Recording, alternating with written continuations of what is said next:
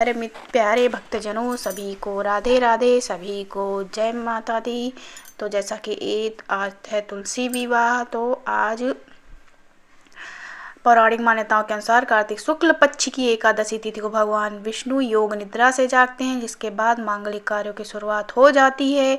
वहीं भगवान विष्णु के योग निद्रा से जागने के बाद तुलसी विवाह संपन्न कराया जाता है। तो आज है तुलसी विवाह, आज है 5 नवंबर, तो आज तुलसी विवाह मनाया जाएगा और इस साल जो है 5 नवंबर को मनाया जा रहा है। ऐसे में जानते हैं कि तुलसी विवाह की कथा क्या है और वृंदा के तुलसी बनने की कहानी क्या है। इस कथा को जरूर सुनिए।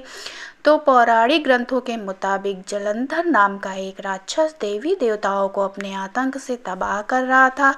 कहते हैं कि जलंधर की पत्नी वृंदा एक पतिव्रता नारी थी। कहा जाता है कि उसकी पूजा से जलंधर को किसी युद्ध में पराजय हासिल नहीं होती थी। इसके अलावा वृंदा भगवान विष्णु की परम भक्त थी। ऐसे में भगवान विष्णु की कृपा के कारण भी उसे युद्ध में हमेशा विजय हासिल होती थी।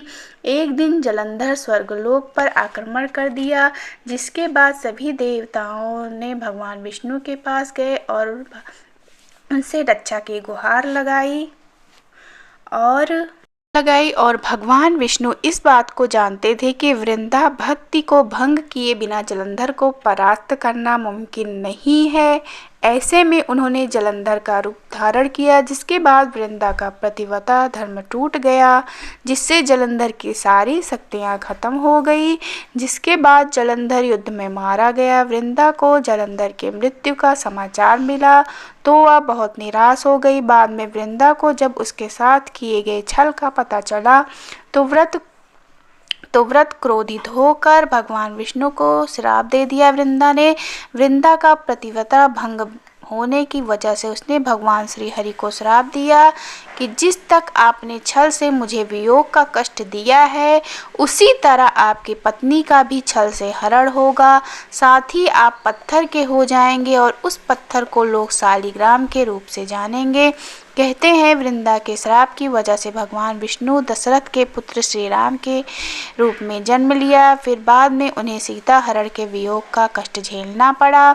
तो धार्मिक कथा है कि वृंदा पति के वियोग को सहन नहीं कर पाई और सती हो गई।